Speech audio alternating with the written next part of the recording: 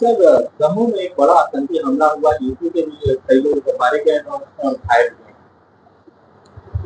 इससे पहले भी एक आतंकी हमला हुआ था इसी चुनाव के दौरान।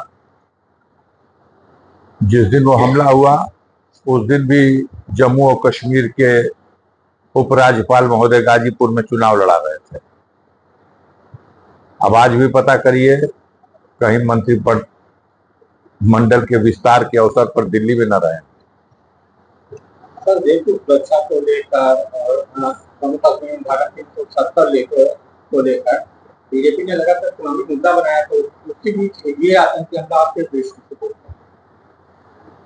अरे, असली काम तो देश की जनता ने कर दिया। पहले जो बेलगाम इनकी सत्ता में जो सोचा वो कर दिया, वो कह दिया। आज बैसाखी पे खड़ी ये सरकार है और दोनों बैसाखियों में जो नीचे वाशर लगा हुआ है वो बड़ा ही चिकना है, स्लिप करता है अक्सर।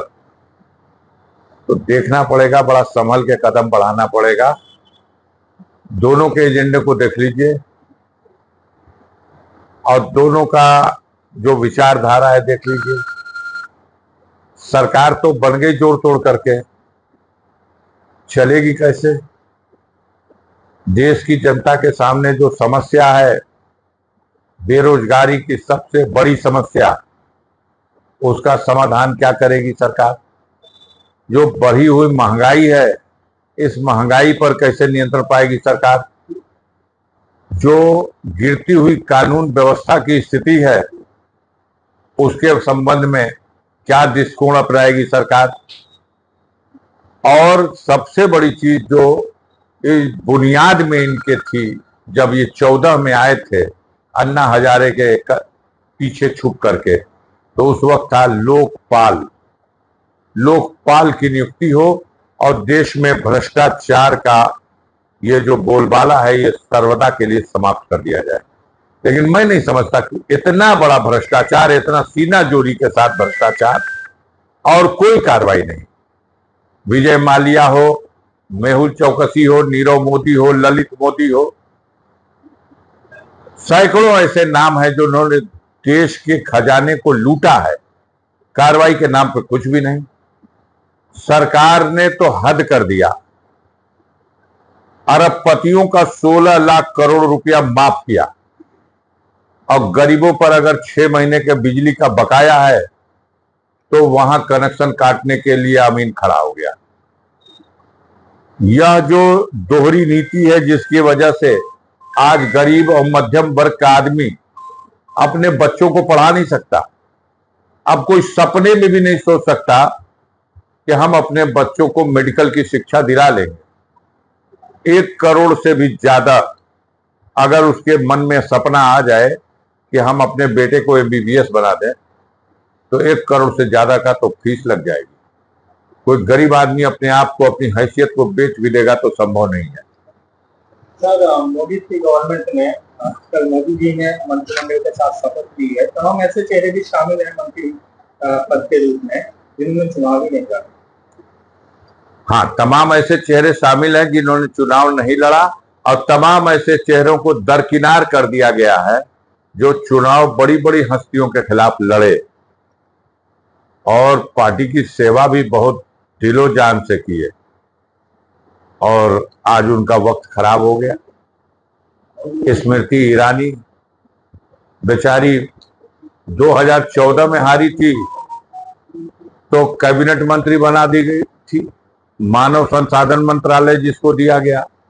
आज वो चुनाव भी राहुल गांधी के नहीं, वो कांग्रेस पार्टी के किसी नेता के विरुद्ध, और वो चुनाव हार गई तो आज उसको मंत्री पद से हटा दिया गया। इलेक्शन में मेजर में यूपी में मेजर लॉस किया है बीजेपी। अरे भैया, संभाल दिया योगी आदित्यनाथ है। मोदी का जादू खत्म हो चुका है। आप बताओ, मोदी जहां से चुनाव लड़े बगल में चंदौली नहीं बचा, गाजीपुर नहीं बचा, मछली शहर नहीं बचा, 3 तरफ से बनारस घिरा हुआ है, तीनों सीट हार गए। और मीडिया हमारा कहता था कि मोदी जब लड़ते हैं तो उनकी हवा जो है पूरे पूर्वांचल में और उसके बाद बिहार में और बंगाल तक चली जाती है। लेकिन वो तो अंतिम चरण में योगी आदित्यनाथ ने बनारस में आकर के एकदम खूंटा गाड़ करके इस बात का प्रयास कर दिया और अपने लोगों को तेज किया कि किसी भी सूरत से मोदी जी को जिता देना है। और नहीं, यकीन मानिए, मोदी जी भी चुनाव हार गए होते अगर इतना मजबूती से योगी आदित्यनाथ लड़। सर, आपका कहना है कि यूपी में मोदी की हार हुई है लेकिन योगी सफल नहीं। हमारा ये मानना है कि 33 सीट जो मिली है उसमें 30 सीट योगी आदित्यनाथ के प्रयासों, मेहनत और उनके चेहरे पर 30 सीट लौट के आ गई। 3 सीट होगी जो भारतीय जनता पार्टी, उनका समीकरण या मोदी जी के चेहरे पे आई होगी। सर, केसी त्यागी का कल बयान आया था कि इंडिया गठबंधन ने जो नीतीश कुमार को जो पीएम बनाने के लिए ऑफर किया था। केसी त्यागी जी बहुत बड़े नेता हैं, मैं उनका बड़ा सम्मान करता हूं और जिसके साथ रहते हैं चट्टान की तरह खड़े रहते हैं। और एक बार एक समय ऐसा आया था जब मैं कम्युनिस्ट पार्टी से और समाजवादी पार्टी के ज्वाइनिंग का फैसला लिया था। 4 बार मैं कम्युनिस्ट पार्टी के सिंबल की हैसियत से इस क्षेत्र में चुनाव लड़ा, जीता। 1993 का चुनाव जीतने के बाद 1994 में कई राउंड की वार्ता तो हुई नेताजी के साथ, लेकिन उस वार्ता के बाद वो वार्ता सफल हुई जो वो श्री केसी त्यागी के ही बीच की मध्यस्थता हुई थी। भैया संभाल दिया योगी आदित्यनाथ है। मोदी का जादू खत्म हो चुका है। आप बताओ, मोदी जहां से चुनाव लड़े बगल में चंदौली नहीं बचा, गाजीपुर नहीं बचा, मछली शहर नहीं बचा, 3 तरफ से बनारस घिरा हुआ है, तीनों सीट हार गए।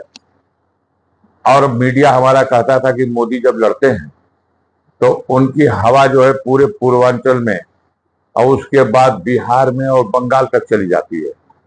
लेकिन वो तो अंतिम चरण में योगी आदित्यनाथ ने बनारस में आकर के एकदम खूंटा गाड़ करके इस बात का प्रयास कर दिया और अपने लोगों को तेज किया कि किसी भी सूरत से मोदी जी को जिता देना है।